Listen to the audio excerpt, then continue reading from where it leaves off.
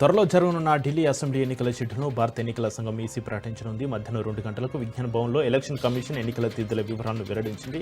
70 assembly స్థానాలున్న ఢిల్లీకి ఈ ఏడాది ఫిబ్రవరి 23తో గడువు ముగియబోతోంది. దీంతో ఇవాళ ఢిల్లీ అసెంబ్లీ ఎన్నికల షెడ్యూల్ను ఈసీ ప్రకటించింది. ఒకే విడతలో ఢిల్లీ అసెంబ్లీ ఎన్నికలు జరగనున్నాయని ఈసీ తెలిపింది. ఫిబ్రవరి 5న పోలింగ్ జరగనుంది. ఫిబ్రవరి 8న ఫలితాలు వెల్లడి కానున్నాయి. జనవరి 10న నోటిఫికేషన్ విడుదల కానుంది. నామినేషన్లు జనవరి 17 వరకు స్వీకరించనుంది. నామినేషన్ల ఉపసంహరణ గడువు జనవరి 20 వరకు ఉంది. బీఆర్ఎస్ కార్యనిర్వాహక అధ్యక్షుడు మాజీ మంత్రి కేటీఆర్కు హైకోర్టులో చుక్కెదురైంది. ఆయన దాఖలు చేసిన క్వాష్ పిటిషన్ను ఉన్నత న్యాయస్థానం కొట్టివేసింది. ఫార్ములా ఈ రేసు వ్యవహారంలో ఏసీబీ నమోదు చేసిన కేసును కొట్టివేయాలంటూ కేటీఆర్ పిటిషన్ దాఖలు చేశారు. గత నెల 31న ఇరువైపులా వాదనలు ముగించిన హైకోర్టు నేడు తీర్పు వెలువరించింది. కేటీఆర్ను అరెస్టు చేయకుండా గతంలో ఇచ్చిన మధ్యంతర ఉత్తర్వులను హైకోర్టు ఉపసంహరించింది.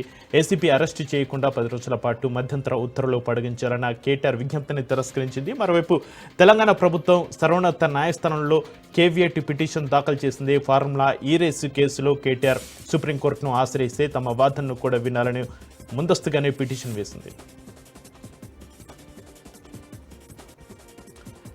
న్యాయ వ్యవస్థపై తనకు పూర్తి నమ్మకం ఉందన్నారు కేటీఆర్. తన విజయాన్ని ఈ అడ్డంకులు అడ్డుకోలేవని, తాటాకు చెప్పులకు తాను భయపడనన్నారు. సత్యం కోసం పోరాడుతూనే ఉంటానన్నారు కేటీఆర్. అంతిమ విజయం తనదే అన్నారు.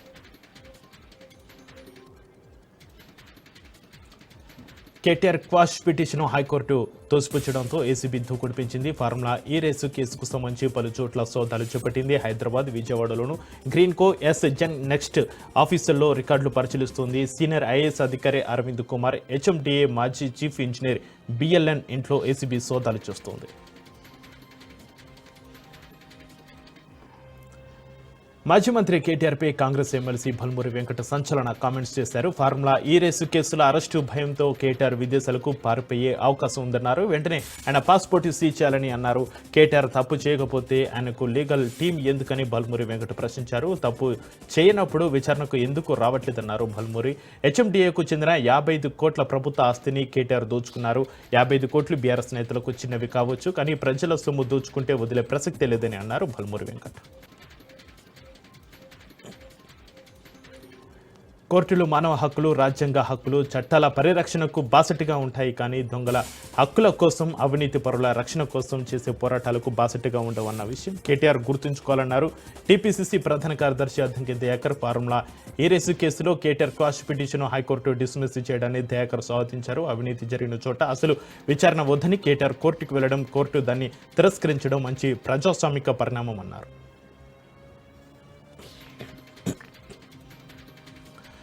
రాజకీయ కక్షతోనే కేసులు పెట్టారని మాజీ మంత్రి ఎర్రబెల్లి దయాకర్ రావు అన్నారు. కేసులకు భయపడేది లేదన్నారు. రేవంత్ పాలనలో కక్ష సాధింపులే ఉన్నాయన్నారు.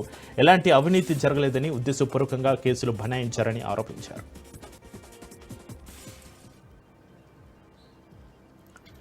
ఫార్ములా ఈ రేసు కేసులో మరో కీలక పరిణామం చోటు చేసుకుంది. కేటీఆర్కు మరోసారి ఈడీ నోటీసులు జారీ చేసింది. ఈ నెల 16న వ్యక్తిగతంగా విచారణకు హాజరు కావాలని నోటీసులో ఈడీ పేర్కొంది.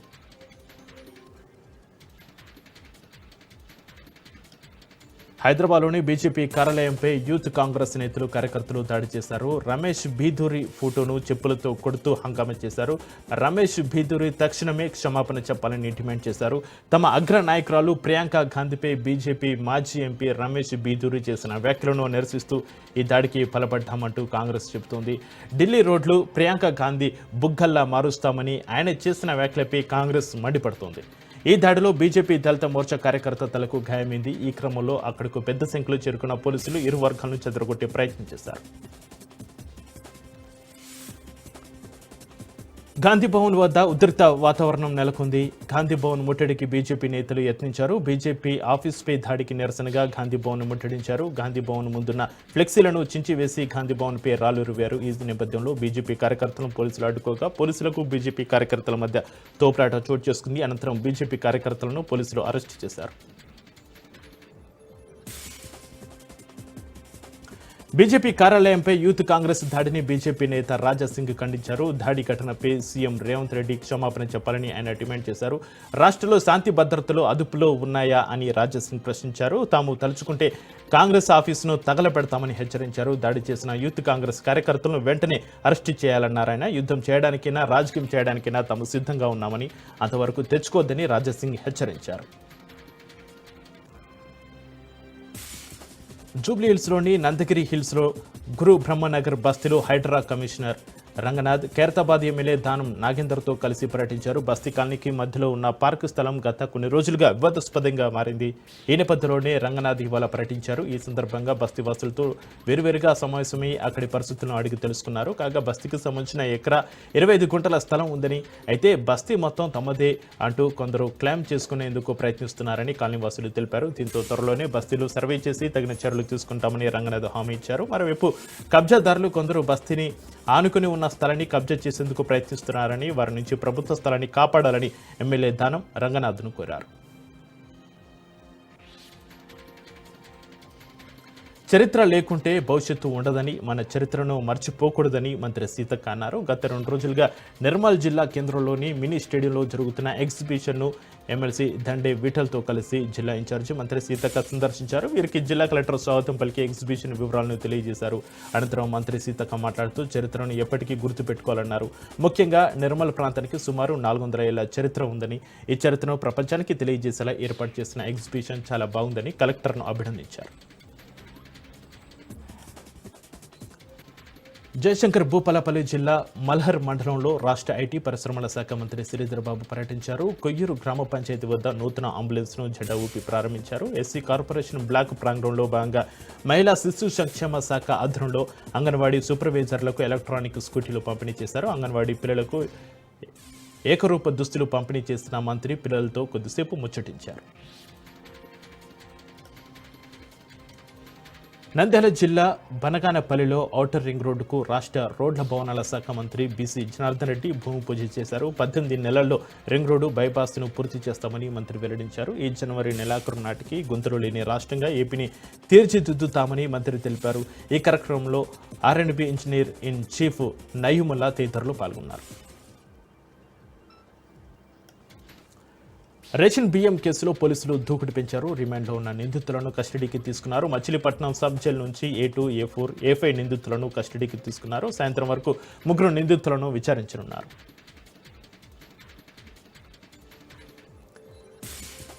పేర్ని నాని ముందస్తు బెయిల్పై విచారణ వాయిదా పడింది. రేషన్ బియ్యం మాయం కేసుకు సంబంధించి మాజీ మంత్రి పేర్ని నాని హైకోర్టులో దాఖలు చేసిన ముందస్తు బెయిల్ పిటిషన్పై విచారణ జరగగా ఈ నెల 20 తేదీకి వాయిదా వేస్తూ ధర్మాసనం తీర్పునిచ్చింది. అయితే అప్పటి వరకు ఎటువంటి చర్యలు తీసుకోవద్దని పోలీసులకు హైకోర్టు సూచించింది. ముందస్తు బెయిల్ పిటిషన్పై సోమ, మంగళవారాల్లో వాదనలు విన్న న్యాయమూర్తి తదుపరి వాదనలు వినేందుకు ఈ నెల 20కి వాయిదా వేసింది. పల్నాడు జిల్లా సత్తెనపల్లిలో ఈతకు వెళ్లి మృత్యువాత పడ్డ బాధితుల కుటుంబాలను ఎమ్మెల్యే కన్నా లక్ష్మీనారాయణ పరామర్శించారు. 9వ తరగతి చదువుతున్న 2 విద్యార్థులు అమరావతి బ్రాంచ్ కాలనీలో ఈతకు వెళ్లి మృత్యువాత పడడంతో మృతదేహాలను సత్తెనపల్లి ఏరియా వైద్యశాలకు తరలించారు. ఘటనపై ఎమ్మెల్యే అధికారులతో మాట్లాడి వివరాలు తెలుసుకున్నారు. ప్రభుత్వ పరంగా సాయం అందించేందుకు కృషి చేస్తామని హామీ ఇచ్చారు. అంతర్రాష్ట్ర దొంగను పోలీసులు కోర్టుకు తరలిస్తుండగా పోలీసుల కళ్ళుగప్పి కోర్టు ఆవరణంలో పరారైన ఘటన ఆధునిలో కలకలం రేపుతుంది. తెలంగాణ రాష్ట్రం రంగారెడ్డి జిల్లా సూరగాలి గ్రామానికి చెందిన మురళిపై 2 తెలుగు రాష్ట్రాల్లో దొంగతనాల కేసులు నమోదయ్యాయి. గత 2 రోజుల క్రితం ఎమ్మెగనూరు బైపాస్లో అబ్బిపాల డైరీలో 10,000 రూపాయల నగదు దొంగలించి సత్యప్ప ఇంట్లో చొరబడ్డాడు. సత్యప్ప దొంగను పోలీసులకు అప్పగించాడు. దొంగను కోర్టుకు తరలిస్తుండగా కోర్టు ఆవరణలో పోలీసుల కళ్ళుగప్పి కోర్టు గోడ దూకి పరారయ్యాడు. పోలీసులు ముమ్మరంగా గాలింపు చర్యలు చేపట్టారు. వర్గీకరణను వ్యతిరేకించే శక్తులపైనే తమ పోరాటమని ఎంఆర్పీఎస్ వ్యవస్థాపక అధ్యక్షుడు మందకృష్ణ మాదిగ స్పష్టం చేశారు. సోమజిగూడ ప్రెస్ క్లబ్లో ఎస్సీ వర్గీకరణకు మద్దతుగా బీసీ కళానేతలు, నిరుద్యోగ కళాకారులు నిర్వహించిన కార్యక్రమానికి ఆయన ముఖ్య అతిథిగా హాజరై మాట్లాడారు. వర్గీకరణకు బీసీ సామాజిక వర్గం అండగా నిలవడం తమకు ఎంతో శక్తిని ఇస్తుందన్నారు. ఎస్సీ వర్గీకరణ పోరాటం ఎవరికి వ్యతిరేకంగా సాగలేదని, కేవలం మాదిగ ఉపకులాలకు న్యాయం జరగాలనేది తమ లక్ష్యమన్నారు. తమ లక్ష్యాన్ని సాధించుకునేందుకు ఫిబ్రవరి 7న నిర్వహించే 1000 గొంతుకలు 1,00,000 డప్పులు కార్యక్రమాన్ని విజయవంతం చేయాలని పిలుపునిచ్చారు. మంచిర్యాల జిల్లాలో సింగరేణి అధికారులు అత్యుత్సాహం ప్రదర్శించారు. బెల్లంపల్లి పట్టణంలోని హనుమాన్ బస్తీలో విద్యుత్ కనెక్షన్లను తొలగించారు. దీంతో స్థానికులు అధికారులను అడ్డుకున్నారు. ఎలాంటి సమాచారం ఇవ్వకుండా విద్యుత్ కనెక్షన్స్ తొలగించడంపై ఆగ్రహం వ్యక్తం చేశారు. సింగరేణి కంపెనీ క్వార్టర్స్ ఖాళీ స్థలాలను ప్రభుత్వానికి యాజమాన్యం సరెండర్ చేయడంతో కార్మికులు కార్మికేతరుల ఇళ్లకు కనెక్షన్స్ తొలగిస్తున్నామని సింగరేణి సిబ్బంది తెలిపారు.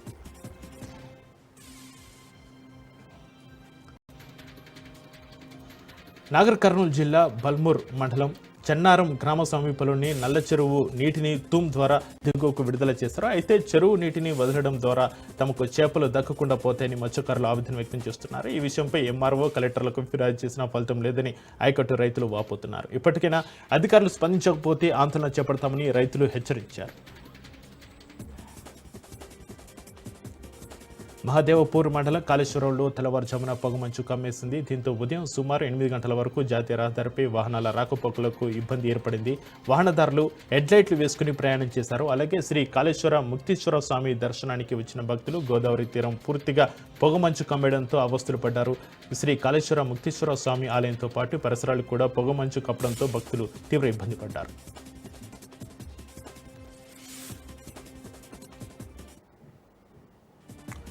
యాదగిరిగుట్ట పట్టణంలో బీఆర్ఎస్ నాయకులు నడి రోడ్డుపై ధర్నా నిర్వహించి వాహన రాకపోకలకు అంతరాయం కలిగించారు. పోలీసులు వచ్చి ధర్నాను అడ్డుకోవడంతో నేరుగా ఎంఆర్ఓ కార్యాలయం ముందు బైఠాయించి నిరసన వ్యక్తం చేశారు. ఎన్నికల ముందు కాంగ్రెస్ నేతలు 420 వాగ్దానాలు ఇచ్చి గద్దెనెక్కాక ఆ హామీలను మర్చిపోయారని విమర్శించారు. రైతు భరోసా కింద ఎకరాకు 15,000 రూపాయలు చెల్లిస్తామని హామీ ఇచ్చిన కాంగ్రెస్ ఇప్పటికే 2 దఫాలు ఎగ్గొట్టిందని విమర్శించారు. తీరా ఈ నెల 26 నుంచి ఎకరాకు 12,000 రూపాయలే ఇస్తామని చెప్పడం రైతులను మోసం చేయడమేనని విమర్శించారు. తక్కువ సమయంలో ఎక్కువ డబ్బులు వస్తాయని నమ్మించి మోసం చేస్తారని బాధితులు ఆందోళన నిర్వహించారు. టీపీఎఫ్ కంపెనీలో 12 లక్షలు కడితే 36 లక్షల రూపాయలు వస్తాయని ఆశ చూపించి తమను మోసం చేశారని జిల్లా ఎస్పీకి శివపార్వతి క్రాంతి అనే బాధితులు ఫిర్యాదు చేశారు. కట్టిన డబ్బులకు రెట్టింపు ఇస్తామని గుంటూరుకు చెందిన నవీన్ శివకుమారి మోసం చేసి 20 కోట్ల వరకు దండుకున్నారని ఆరోపించారు. తాము కట్టడమే కాకుండా తెలిసిన వారి నుంచి కూడా లక్షల రూపాయలు కట్టించామని, ఇప్పుడు వారు తమ డబ్బులు ఇవ్వాలని ఇబ్బంది పెడుతున్నారని వాపోయారు. నిందితులు గతంలోనూ ఉద్యోగాలు ఇప్పిస్తామని మోసం చేస్తారని వారు ఆరోపించారు. తక్షణమే నిందితులను అరెస్టు చేసి తమకు న్యాయం చేయాలని వారు వేడుకున్నారు.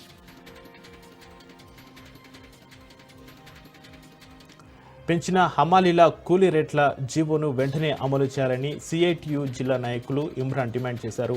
హమాలీల సివిల్ సప్లై రాష్ట్ర కమిషనర్ కుదుర్చుకున్న రేట్ల ఒప్పందం జీవోను వెంటనే విడుదల చేయాలని, బస్తాకు 26 రూపాయల నుంచి 29 రూపాయలకు పెరిగిన రేట్లను అమలు చేయాలని కోరారు. హమాలీలు స్లీపర్లకు 10 లక్షల ఆరోగ్య బీమా సౌకర్యం కల్పించాలని కోరారు. గత 6 రోజులుగా సమ్మె చేస్తున్న అధికారులు స్పందించడం లేదని వాపోయారు. రానున్న రోజుల్లో నిరవధిక సమ్మెకు దిగుతామని హెచ్చరించారు.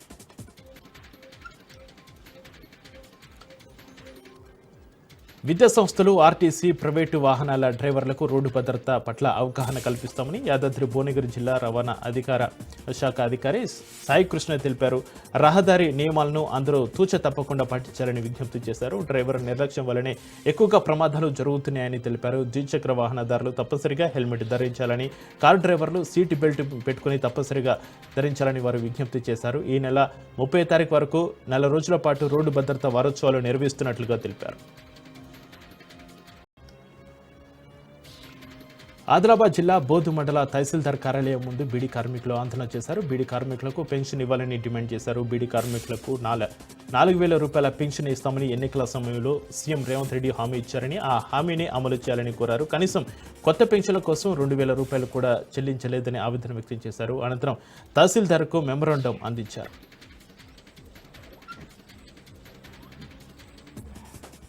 అల్లూరి సీతారామరాజు జిల్లా చింతూరు ఏజెన్సీ గోవుల అక్రమ రవాణాకు అడ్డాగా మారింది. ఆంధ్ర, ఒరిస్సా సరిహద్దు ప్రాంతం నుంచి సీలేరు నది ప్రవాహంలో పడవల ద్వారా వందలాది గోవులను ఇతర ప్రాంతాలకు తరలిస్తున్నారు. చింతూరు మండలం ఎర్రంపేట గ్రామానికి చెందిన ఒక దళారు, విఆర్పురం మండలంలో ఒక దళారి సహాయంతో ఈ గోవుల అక్రమ రవాణాకు పాల్పడుతున్నారు. ఒరిస్సా నుంచి కాలినడకన గోవులను 100 కిలోమీటర్లు నడిపించి చింతూరు, కొనవరం, విఆర్పురం మండల కేంద్రం నుంచి తెలంగాణ రాష్ట్రం గోకవరం, పశ్చిమ గోదావరికి తరలించి కబేలాలకు విక్రయిస్తున్నారు. ఇక ఇప్పటికైనా అధికారులు స్పందించి ఈ గోవుల అక్రమ రవాణా చేస్తున్న వారిపై నిఘా పెట్టి కఠిన చర్యలు తీసుకోవాలని బీజేపీ, జనసేన నాయకులు డిమాండ్ చేస్తున్నారు.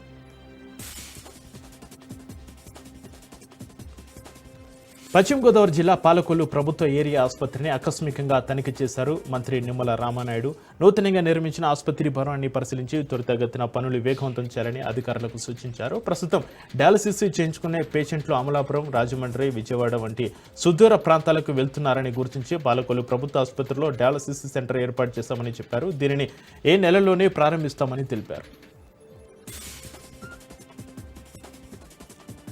ఈ ఫార్ములా రేసింగ్ వ్యవహారంపై మంత్రి కోమటిరెడ్డి వెంకటరెడ్డి స్పందించారు. సికింద్రాబాద్ అల్వాల్ టీమ్స్ ఆసుపత్రి నిర్మాణ పనులను మంత్రి కోమటిరెడ్డి వెంకటరెడ్డి, కంటోన్మెంట్ ఎమ్మెల్యే శ్రీ గణేష్, రోడ్లు భవనాల శాఖ మంత్రి ముఖ్య కార్యదర్శి వికాస్ రాజులు పరిశీలించారు. ఈ ఫార్ములా రేసింగ్ కేసులో ఏసీబీ తన పని తాను చేస్తుందన్నారు. చట్టానికి ఎవరు అతిథులు కారని ఈ ఫార్ములా రేసింగ్తో పాటు అనేక అంశాలలో గత ప్రభుత్వం అవినీతికి పాల్పడిందన్నారు. అవినీతి ఆరోపణలు నిరూపితమైతే శిక్ష తప్పదన్నారు. అల్వాలోని టీమ్స్ ఆసుపత్రి నిర్మాణం సెప్టెంబర్ కల్లా పూర్తి చేసి ప్రజలకు అందుబాటులోకి తీసుకొస్తామని మంత్రి కోమటిరెడ్డి వెంకటరెడ్డి స్పష్టం చేశారు.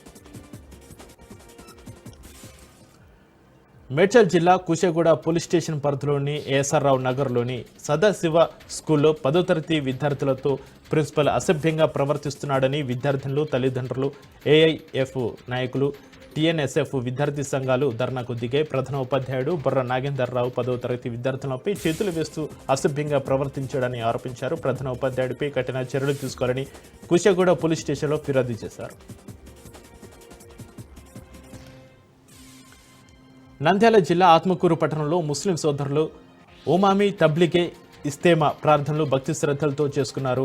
మైనారిటీ సోదరులు ప్రార్థనలు నిర్వహించేందుకు జిల్లా అధికార యంత్రాంగం కావలసిన ఏర్పాట్లు చేసింది. ఈ ప్రార్థనలకు రాయలసీమ ప్రాంతాలైన కడప, చిత్తూరు, కర్నూలు, నంద్యాల, అనంతపురం జిల్లాల నుంచి 3 లక్షల మందికి పైగా మైనారిటీ సోదరులు తరలివచ్చారు. ఈ సందర్భంగా ప్రార్థనలు చేసుకునేందుకు జిల్లా అధికారులు, రాష్ట్ర మైనారిటీ శాఖ మంత్రి ఎన్ఎండి ఫారూక్, శ్రీశైలం ఎమ్మెల్యే బుడ్డ రాజశేఖర రెడ్డి అన్ని శాఖల అధికారులతో సమన్వయంతో మౌలిక సదుపాయాలు కల్పించారు. సూర్యాపేట జిల్లా కోదాడ పట్టణంలోని వ్యవసాయ మార్కెట్ కమిటీ ఎమ్మెల్సీ పాయింట్ వద్ద సివిల్ సప్లై హమాలీ కార్మికులు ఏఐటీయూసీ ఆధ్వర్యంలో ఆందోళన చేపట్టారు.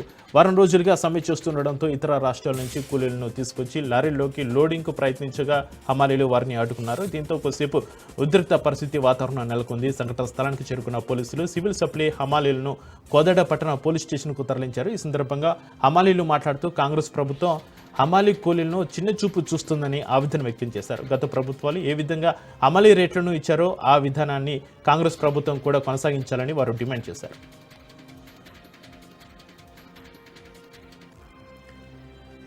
నల్గొండ జిల్లా నాగార్జున సాగర్ ముత్యాలమ్మ టెంపుల్లో స్పీకర్ గడ్డం ప్రసాద్ ప్రత్యేక పూజలు చేశారు. నల్గొండ పర్యటనకు వచ్చిన స్పీకర్ను జిల్లా ఎస్పీ శరత్ చంద్ర పవార్ మర్యాదపూర్వకంగా కలిసి పుష్పగుచ్చంతో ఘన స్వాగతం పలికారు.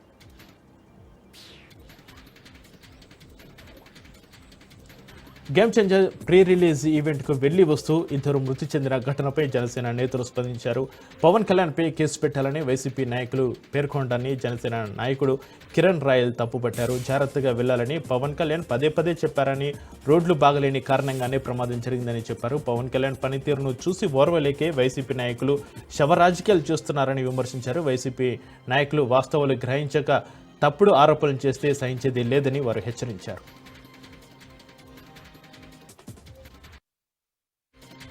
ఆలయంలో శాస్త్రోక్తంగా కోయిల్ అల్వా తిరుమంజనం కార్యక్రమాన్ని నిర్వహించింది టీటీడీ.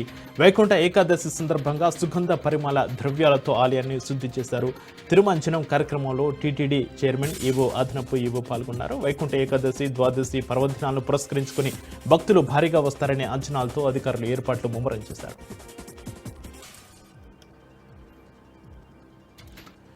వికారాబాద్ జిల్లా సిద్దూరు గ్రామంలో దారుణం జరిగింది. తండ్రి గోపాల్ మద్యం సేవించి కొడుకు పరమేష్తో గొడవకు దిగారు. దీంతో ఆగ్రహానికి గురైన కొడుకు కొడవలతో తండ్రి గొంతు కోసి హత్య చేశాడు. పోలీసులు కేసు నమోదు చేసుకుని దర్యాప్తు చేపట్టారు.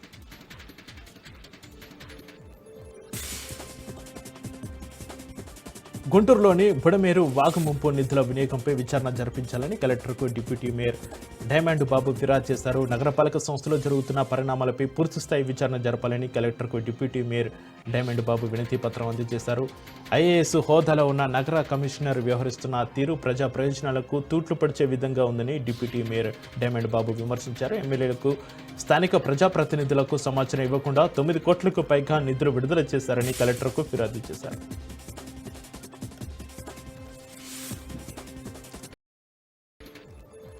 జయశంకర్ భూపాలపల్లి జిల్లా మహదేవ్పూర్ మండలం ఎల్కేశ్వరంలో ఉధృత పరిస్థితి చోటు చేసుకుంది. చిన్న కాళేశ్వరం పనులను ఎల్కేశ్వరం గ్రామస్తులు అడ్డుకున్నారు. గ్రామస్తుల ఆందోళనతో ఘటన స్థలానికి పోలీసులు చేరుకున్నారు. దీంతో పోలీసులు రైతుల మధ్య వాగ్వాదం చోటు చేసుకుంది. పలువురిని పోలీసులు పోలీస్ స్టేషన్కు తరలించారు.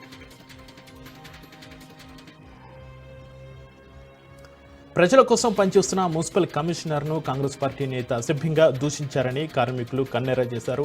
వికారాబాద్ జిల్లా తాండూరు మున్సిపల్ కార్యాలయం ముందు కార్మికులు ఆందోళనకు దిగారు. మున్సిపల్ కమిషనర్ విక్రమ్ సింహారెడ్డికి కాంగ్రెస్ పట్టణ అధ్యక్షుడు హబీబు లాలా ఫోన్ చేస్తే లిఫ్ట్ చేయనందుకు మరొకరికి ఫోన్ చేసి అసభ్యంగా మాట్లాడారని కార్మికులు నిరసన తెలిపారు. కాంగ్రెస్ నేతకు వ్యతిరేకంగా కార్మికులు నినాదాలు చేశారు. హబీబు లాలా కమిషనర్కు క్షమాపణ చెప్పాలని కార్మికులు డిమాండ్ చేశారు. విషయాన్ని ఎమ్మెల్యే మనోహర్ రెడ్డి దృష్టికి తీసుకెళ్లారు. కమిషనర్ హబీబు లాలా మధ్య వివాదాన్ని పరిష్కరిస్తామని హామీ ఇచ్చారు. దీంతో కార్మికులు నిరసన విరమించారు. వైకుంఠ ద్వార దర్శనానికి ఏర్పాట్లు పూర్తి చేసినట్లుగా టీటీడీ ఈవో శ్యామలరావు తెలిపారు. సామాన్య భక్తులకు వైకుంఠ ద్వార దర్శనం కల్పించడమే తమ అత్యంత ప్రాధాన్యత అని టీటీడీ ఈవో జె శ్యామలరావు వెల్లడించారు. జనవరి 10 నుంచి 19 వరకు 7 లక్షల మంది భక్తులకు వైకుంఠ ద్వార దర్శనం కల్పించేందుకు టీటీడీ ఏర్పాట్లు చేస్తుందని తెలిపారు. టికెట్స్ ఉన్న భక్తులకి శ్రీవారి దర్శన భాగ్యం కల్పిస్తామన్నారు. 10 రోజుల పాటు సిఫార్సు లేఖలు, అన్ని రకాల దర్శనాలు రద్దు చేశామన్నారు. 3000 మంది పోలీసులు, 1500 మంది విజిలెన్స్ సిబ్బందితో కట్టుదిట్టమైన భద్రత ఏర్పాటు చేస్తున్నామని ఈవో తెలిపారు. మహిళలపై జరుగుతున్న దాడులకు ఇద్దరు నాయకులు నిరసన తెలిపారు. మొన్న తమిళనాడు ప్రభుత్వానికి నిరసన తెలియజేస్తూ బీజేపీ నేత అన్నమలై కొరడుతో కొట్టుకుంటే ఇవాళ గుజరాత్ ప్రభుత్వానికి వ్యతిరేకంగా తన బెల్టుతో తానే కొట్టుకున్నారు ఆప్ నేత గోపాల్ ఇటాలియా. బీజేపీ పాలిత రాష్ట్రంలో జరిగిన వివిధ నేరాల్లో బాధితులకు న్యాయం చేయడంలో విఫలమైనందుకు ప్రజలను నిద్ర నుంచి మేల్కొల్పడానికి ఆమ్ ఆద్మీ పార్టీ నాయకుడు గోపాల్ ఇటాలియా గుజరాత్లోని సూరత్లో జరిగిన బహిరంగ సభలో తనను తాను కొరడాతో కొట్టుకున్నారు. ఇటీవల బీజేపీ నాయకుడిని పరువు తీసేందుకు ప్రయత్నించినందుకు అమ్రేలీలో పాటీదార్ మహిళపై కేసు నమోదు చేసి అరెస్టు చేశారు. అమ్మాయికి కుమార్తెకు న్యాయం జరగనందుకు తనకు తానుగా శిక్షించుకుంటున్నానని చెప్పారు ఇటాలియా. హీరో అల్లు అర్జున్ సికింద్రాబాద్ కిమ్స్ ఆసుపత్రికి వెళ్లారు. ఆసుపత్రిలో చికిత్స పొందుతున్న శ్రీ తేజ్ను పరామర్శించారు. పుష్ప 2 ప్రీమియర్ షో సందర్భంగా సంధ్య థియేటర్ వద్ద జరిగిన తొక్కిసలాట ఘటనలో శ్రీ తేజ్ తీవ్రంగా గాయపడ్డాడు. ప్రస్తుతం శ్రీ తేజ్కు కిమ్స్లో చికిత్స పొందుతున్నాడు. ఇక శ్రీ తేజ్ను పరామర్శించేందుకు రాంగోపాలపేట పోలీసులు అనుమతి ఇవ్వడంతో బన్నీ శ్రీ తేజ్ను పరామర్శించారు. దేశీయ స్టాక్ మార్కెట్ సూచీలు లాభాల్లో ముగిశాయి. అంతర్జాతీయ మార్కెట్ల నుంచి సానుకూల సంకేతాల నేపథ్యంలో మన సూచీలు ఓ మోస్తరుగా రాణించాయి. నిన్నటి భారీ నష్టాల నుంచి మదుపరులకు కాస్త ఊరట కల్పించాయి. ముఖ్యంగా వైరస్కు సంబంధించి పెద్దగా ఆందోళన అక్కర్లేదన్న వార్తలు కూడా కొంత సానుకూలతకు కారణమయ్యాయి. సెన్సెక్స్ సూచీ ఉదయం 78,019 పాయింట్ల వద్ద స్వల్ప లాభాల్లో ప్రారంభమైంది. రోజంతా మోస్తారు లాభాల్లో కదలాడింది. ఇంట్రాడేలో 78,452 పాయింట్ల వద్ద గరిష్టాన్ని తాకిన సూచి చివరికి 234 పాయింట్ల లాభంతో 78,199 వద్ద ముగిసింది. నిఫ్టీ సైతం 92 పాయింట్ల లాభంతో 23,707 వద్ద స్థిరపడింది.